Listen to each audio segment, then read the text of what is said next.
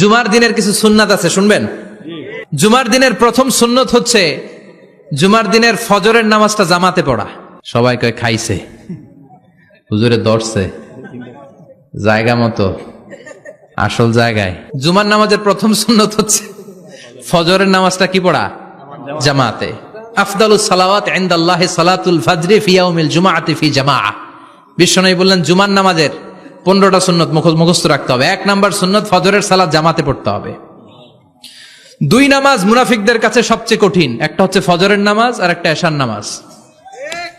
এক আলেমকে জিজ্ঞেস করা হলো ফজরের বাতাসটা এত ঠান্ডা আর স্নিগ্ধ কেন? আলেম উত্তর দিয়েছিল, কারণ ফজরের বাতাসে মুনাফিকদের নাকের দুর্গন্ধ মিশে না। ফজরের বাতাসটা স্নিগ্ধ, ফজরের সময় আল্লাহওয়ালাদের আনাগোনা, মুসল্লিদের আনাগোনা, ইসলামের পক্ষের শক্তির আনাগোনা। চিল্লায় বলেন ঠিক কিনা? মসজিদে নববীতে জুমার নামাজের দৃশ্য আর ফজরের নামাজের দৃশ্য ছিল এক। বাংলাদেশে ফজরের নামাজের দৃশ্য আর জুমার নামাজের দৃশ্য এক নাকি? ফজরের নামাজের সময় মুসল্লি নাই, এক কাতারও হয় না, আর জুমার নামাজে পাক্কা মুসল্লি দেরি করে গেলে বারান্দায়ও জায়গা পায় না। কথা কন? তাহলে ফজরের নামাজটা আমরা জামাতে পড়বো ইনশাআল্লাহ। ইনশাআল্লাহ এত আসতে ইনশাআল্লাহ, আরো জোরে পড়েন ইনশাআল্লাহ। মনে থাকবে? ইমাম সাহেব কে মসজিদের? ইমাম কই? হাফেজ সাহেব কই? কালকে দেখবেন যে কি অবস্থা হয় ফজরের সময়। জুমার নামাজের মতো ভিড় হবে, আসা যাবে না। কথা কয় না? 2 নাম্বার সুন্নাহ হচ্ছে আসওয়াক, মেসওয়াক করা। মাথরাতুন লিল ফাম মারদাতুন লির রব। মেসওয়াক করলে দাঁত পরিষ্কার থাকে, আল্লাহ খুশি হয়ে যায়। বিশ্বনবী বলেছেন, যদি আমার উম্মতের জন্য কষ্ট না হতো প্রত্যেক নামাজের আগে মেসওয়াক করা আমি ফরজ করে দিতাম। মেসওয়াক ছিল বিশ্বনবীর জীবনের শেষ আমল। এই মেসওয়াক করে বিশ্বনবী শেষ নিঃশ্বাস ত্যাগ করেছেন। আপনার নবী, আমার নবী, ওনার জীবনের সর্বশেষ আমল ছিল কি? সুবহানাল্লাহ কইবেন না?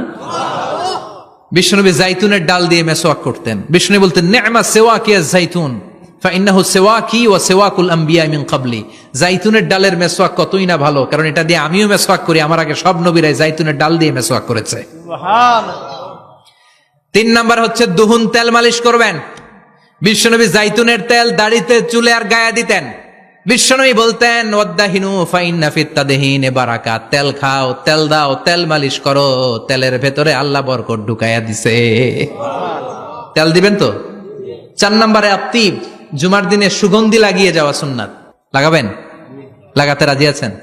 বিশ্বনবী বলতেন, এই দুনিয়ার 3টা জিনিস আমার কাছে সবচাইতে প্রিয়। হুব্বিবা ইলাইয়া মিন দুনিয়াকুম সালাস। 1 হচ্ছে আন-নিসা, নারীদেরকে আমি পছন্দ করি। 2 হচ্ছে আত্তিব, সুগন্ধি লাগাতে আমি পছন্দ করি।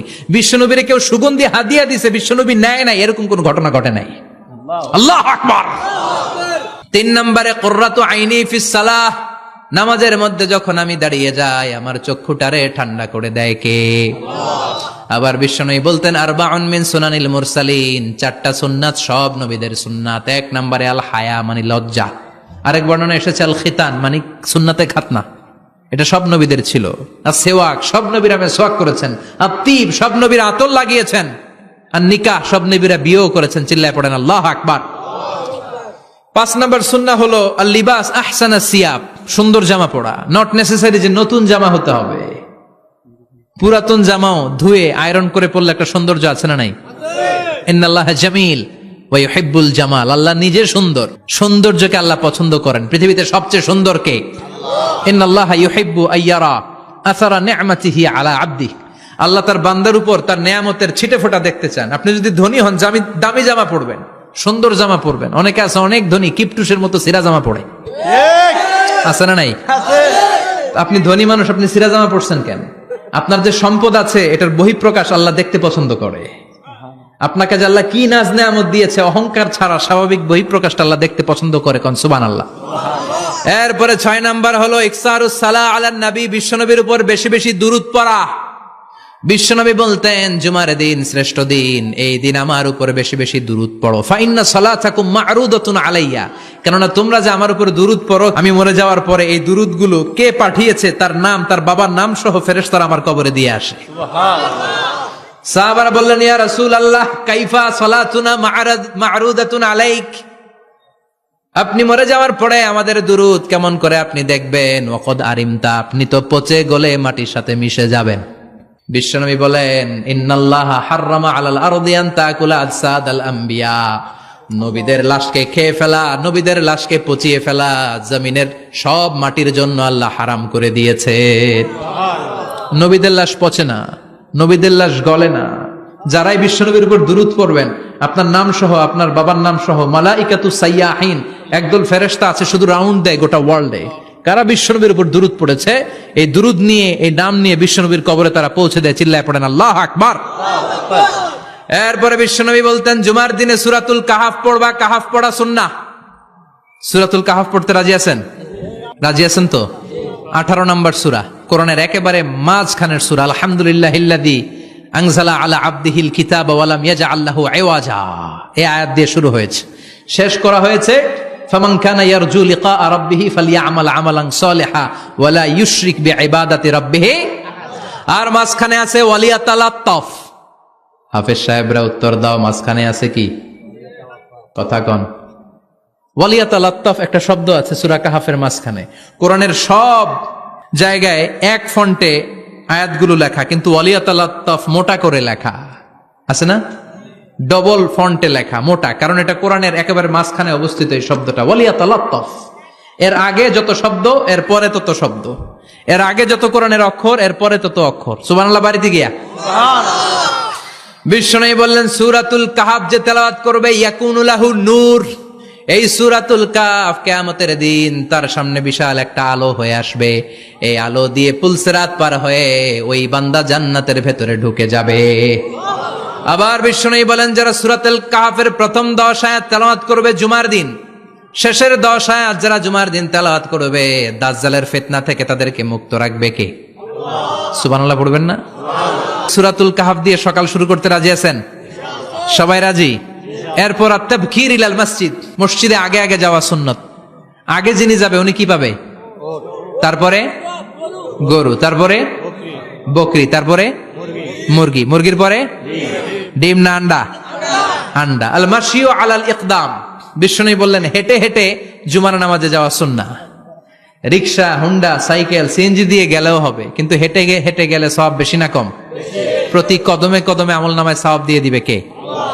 এরপরে বিশ্বনবী বললেন, আদামু তাখাত্তি রিকাবান নাস, মানুষের ঘাড় ডিঙ্গিয়ে সামনে না যাওয়া সুন্নাহ। অনেকে জুমার দিন আসে, সবার শেষে বসতে চায় সামনে, এরকম ডাকাইত আছে না নাই? বিশ্বনবী জুমার খুতবা দিচ্ছেন, হঠাৎ এক সাহাবী সব সাহাবীর ঘাড় ডিঙ্গিয়ে ডিঙ্গিয়ে সামনে আসতেছে বুলেটের মতো। বিশ্বনবী বললেন, থামো, এজেলেস, বসো মিয়া। ফাকাদ আযাইতা ওয়া আনাইতা, আসছো দেরি করে, আবার মুসল্লিদেরকেও কষ্ট দিচ্ছ। যেখানে জায়গা পাবেন ওইখানে বসবেন। মানুষের ঘাড় ডিঙ্গিয়ে সামনের কাতারে যাওয়া এটা ঠিক না। এজন্য জুমার দিন আগে আগে আসার চেষ্টা করবেন। রাজি আছেন তো? এরপরে বিশ্বনবী বললেন, দুখুলুল মসজিদে রাকাতাইন, জুমার নামাজের দিন মসজিদে ঢোকার পরে 2 রাকাত পড়া সুন্নাত। কয় রাকাত? রাজি আছেন? কবলাল জুমা, বাদাল জুমা। অনেকে প্রশ্ন করে, বাদাল জুমা 4 রাকাত, মসজিদে পড়লে 4, ঘরে পড়লে 2। কিন্তু কবলাল জুমা সুনির্ধারিত নয়, অনির্ধারিত। মা কদ খুদ্দিরা লাক, যত আপনার তৌফিকে কুলায় 2 রাকাত করে করে 2, 4, 6 ইমাম সাহেব খুতবা দেওয়ার আগ পর্যন্ত। আপনি যদি আধা ঘন্টা আগে যান, আপনি 10 রাকাত পড়তে পারবেন। চিল্লায় বলেন ঠিক কি না? এরপরে বিশ্বনবী বললেন, ইনসাত, চুপ থেকে খুতবা শুনবা। জুমার খুতবার সময় কথা বলা যাবে নাকি? কথা কন। বিশ্বনবী বললেন, তোমার সামনে কেউ কথা বলতেছে, তুমি যদি বলো চুপ করো, এটাও তুমি খারাপ কাজ করছো। চুপ করো তোমার কইতে কইছে কি? চুপ করো বলে তুমি আরেকটা ভেজাল লাগাইছো। চিল্লায় বলেন ঠিক কিনা? তাহলে জুমার নামাজে কথা বলা যাবে না। কেউ কথা বললে চুপ করো, এই কথাটাও বলতে বিশ্বনবী নিষেধ করেছেন। চিল্লায় বলেন ঠিক কিনা?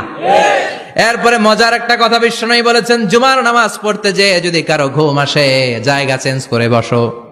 জুমার নামাজ পড়তে যেয়ে ঘুমান না, এরকম কে কে আছেন আল্লাহর ওলি? হাত তোলেন। হাত তুলতে পারবেন? আমিও তুলতে পারবো না, আমি কত ঘুমাইছি। জুমার খুতবা শুনতে গেলে ঘুমাস, কারণ রহমত নাজিল করে কে? পুরো মসজিদের ডানে বায়ে রহমতে ঠাসা, খালি ঘুম আর ঘুম। আছে না নাই? ঘুম আসলে কি করবেন?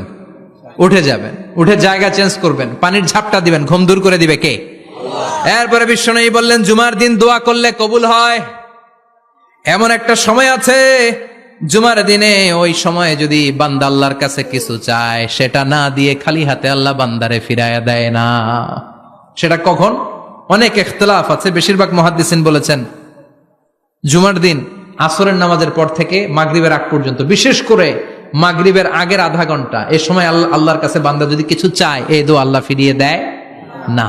এই 15টা সুন্নাত আমল করা যাবে তো? সবাই রাজি? জুমার খুতবা মনোযোগ দিয়ে শুনবো তো? আগে আগে আসবো তো? দোকানপাট বন্ধ করে জুমার নামাজের ভাবমূর্তি রক্ষা করবো তো? খতিব সাহেব যারা আছেন জুমার আলোচনাটাকে আরো কনস্ট্রাকটিভ ওয়েতে নেন। সব বন্ধ হবে, জুমা বন্ধ হবে। তাফসির মাহফিলে 144 ধারা আছে না নাই? জুমার মাহফিলে আছে? জুমার দিন 144 জারি করছে ওই মসজিদের জুমায়, কোনদিন শুনছেন? এর জন্য জুমাটাকে আমাদেরকে কাজে লাগাতে হবে। আল্লাহ তুমি তৌফিক দাও। আর জোরে পড়েন আমিন। সুবহানাকাল্লাহুম্মা বিহামদিকা আশহাদু আল্লা ইলাহা ইল্লা আনতা আস্তাগফিরুকা ওয়া আতুবু ইলাইক।